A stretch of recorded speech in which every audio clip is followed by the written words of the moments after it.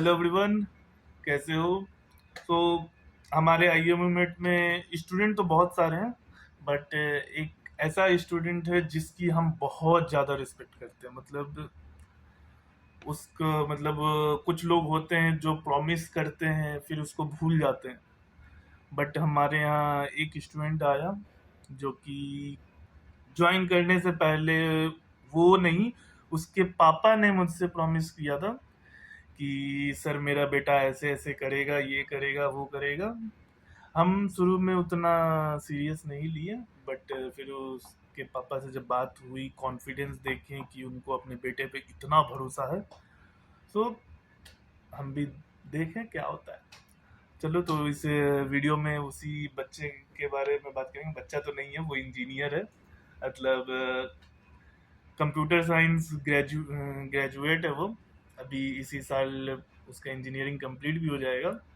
सो हम लोग बात कर रहे हैं Dev Bansal. IMU CT rank 465। IMU CT rank हम फिर से बता दे रहे हैं, उतना मैटर नहीं करता है मेरे लिए, चाहे वो रैंक 1 हो या फिर 10,000 हो। अगर उसके पास स्पॉन्सरशिप है सो वो बेटर है। ठीक है। सो देव बंसल का स्टोरी हमारे साथ बहुत गजब था। हम लोग 3.3 बैच की तैयारी कर रहे थे। सो उसमें हम लोग स्पॉन्सरशिप, मतलब स्कॉलरशिप भी दे रहे थे। सो देव बंसल हम लोगों से कांटेक्ट किया, पता नहीं हमारे किसी स्टूडेंट के थ्रू ही हुआ है। आयुष कुमार सिंह है हमारा स्टूडेंट, उसके थ्रू आया वो। वो हमको कांटेक्ट किया, बोला कि मतलब ऐसे ऐसे है, इंजीनियर ग्रेजुएट है, उसको एडमिशन चाहिए यूमेट में। हम उसको फी बताएं। वो बोला कि भैया स्कॉलरशिप मिल जाएगा क्या। उस टाइम हम लोग का स्कॉलरशिप का प्लान स्टार्ट नहीं हुआ था, तो हम मना कर दिया।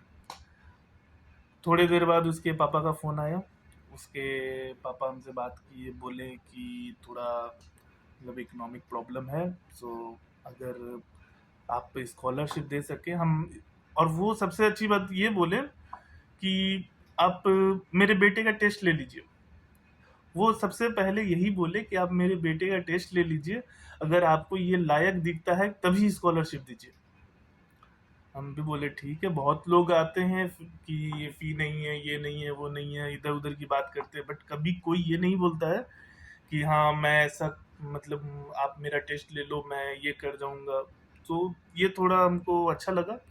हम उसके पापा को बोले कि हम आपके बेटे को कुछ क्वेश्चंस दे देते हैं। मतलब हम एंग्लो स्टैंड के क्वेश्चन सेट कुछ दिए उसको, और उसको बोले कि 1 वीक का टाइम दे रहे हैं तुमको, तुम इंटरव्यू के लिए तैयार हो जाओ और हम खुद ही तुम्हारा इंटरव्यू लेंगे। 1 वीक बाद, हमको याद भी नहीं था, वो खुद से ही मैसेज किया कि भैया इंटरव्यू। बोले ठीक है। हम उतने सीरियस थे भी नहीं, मतलब हमको लगा नॉर्मल कैंडिडेट है। बट जब उसका इंटरव्यू ले रहे थे, वो 1 वीक में मतलब कुछ हद तक प्रिपेयर किया था। मतलब हमको भी लगा 60-70% प्रिपेयर किया है, मतलब जो क्वेश्चन हम भेजे थे। तो हम बोले ठीक है, चलो यार तुमको 50% स्कॉलरशिप हम दे देते हैं। फिर उसके पापा फिर हमसे कांटेक्ट किए। वो बोले कि सर चांस दे दीजिए, हम प्रॉमिस करते हैं आपको कि मेरा बेटा आपकी कोचिंग के लिए बहुत फ़ायदेमंद साबित होगा। ठीक है। सो पहली बार कोई गार्जियन हमसे रिक्वेस्ट भी किए थे, हम भी मना नहीं कर पाए और हम मान गए। और देव बंसल को हम लोग IMU मेट में लिए। और हमको लगता है कि ये मेरे लाइफ का one of the best decision था। मतलब देव बंसल को इंस्टीट्यूट में IMU मेट में लेना, वो हमारा खुशकिस्मती था कि वो हमारे पास आया। वो अगर किसी और इंस्टीट्यूट के पास जाता, पता नहीं वो लोग उसको स्कॉलरशिप देते या नहीं देते। बट वो जहाँ भी जाता वहाँ बहुत फायदा होता उनको, क्योंकि देव बंसल न सिर्फ पढ़ने में अच्छा है, मतलब मेहनत बहुत करता है वो, बहुत ज़्यादा एक्सट्रीम लेवल पे मेहनत करता है। मतलब उसको जो एक बार बोल दिया जाए कि ये करो, तो वो करता है। ठीक है। वो मतलब उस चीज को किया, मेहनत किया।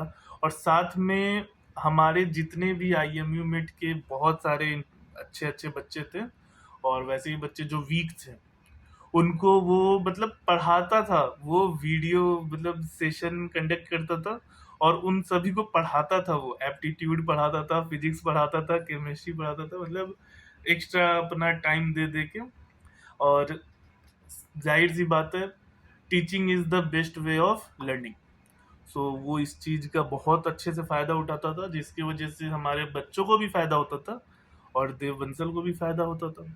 और इसी का नतीजा था देव बंसल, मतलब एज 22 होने के बावजूद, 22 एज है उसका, और देखा जाए तो 2018 में कंप्लीट किया था। 4 साल, 2018 या 2019 में कंप्लीट किया था, और 4 साल का गैप, फिर भी एंग्लो ईस्टर्न उसको फर्स्ट अटेम्प्ट में ही ले लिया, क्योंकि इंटरव्यू परफॉर्मेंस बहुत जबरदस्त हो चुका था। ऐसे तो मेरे से वो डांट भी सुना था, मतलब इंटरव्यू के 1 वीक पहले ही हम उसको बहुत अच्छे से डांटे भी थे कि मतलब वो हर थोड़ा लाइटली ले रहा था हर चीज को, क्योंकि प्रिपरेशन अच्छे से कर रहा था बट आंसर्स में उतना हमको खास दिखा नहीं, तो हम उसको डांटे भी थे। तो फिर वो 1 वीक में अपना सारा आंसर्स ये सब चेंज किया और फिर एंग्लो ईस्टर्न के इंटरव्यू में गया। फर्स्ट अटेम्प्ट में Anglo eastern interview clear, synergy का रिटर्न दिया, सिनर्जी का रिटर्न क्लियर, बीएसएम का रिटर्न क्लियर, बीएसएम का इंटरव्यू भी दिया, बट इंटरव्यू में जब उसको मेल नहीं आया तो वो बीएसएम में कांटेक्ट किया, तब बीएसएम वालों ने बताया कि आपका सिलेक्शन हो गया था, हमारे तरफ से सब कुछ क्लियर था, बट एज की वजह से साइप्रस ऑफिस से रिजेक्शन आ गया, एज ज़्यादा था। But BSM clear.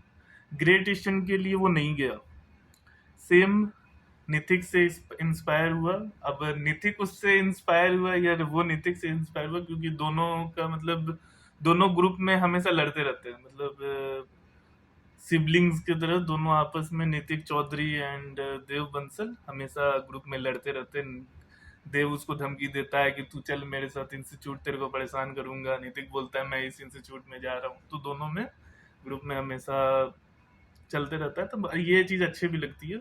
और देव बंसल उसका भी इंटरव्यू नहीं दिया। और भी कुछ कुछ कंपनीज थे जिसमें वो शॉर्टलिस्ट हुआ इंटरव्यू के लिए, बट वो इंटरव्यू में अपीयर नहीं हुआ। क्यों? क्योंकि अगर वो इंटरव्यू में अपीयर होता तो जाहिर सी बात है वो सीट वेस्ट करते, क्योंकि उसके लिए 2 ही कंपनी डिजाइड कंपनी थी, एंग्लो ईस्टर्न, सिनर्जी। सिनर्जी अपना रिजल्ट बहुत लेट पब्लिश कर रही है, इसलिए वो आई थिंक एंग्लो ईस्टर्न के साथ चला जाएगा, बट कह सकते हैं हम। और अभी हम कुछ दिन पहले ही उससे जब बात कर रहे थे, हम उसको बोले कि तुम अपने पापा का प्रॉमिस पूरा कर दिए। उसके पापा हमको प्रॉमिस किए थे कि मेरा बेटा कुछ ना कुछ अच्छा करेगा और आपके कोचिंग के लिए बहुत अच्छा करेगा।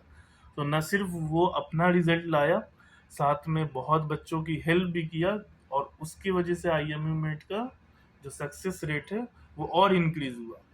सो ऐसे ऐसे कैंडिडेट हमारे आईएमयू मेट में, सिर्फ ऐसा देव बंसल अकेला नहीं है, बहुत कैंडिडेट हैं आईएमयू मेट में जो इस तरह के हैं, और उनके बारे में हम वीडियोस शेयर करते रहेंगे। So all the best Dev Bansal.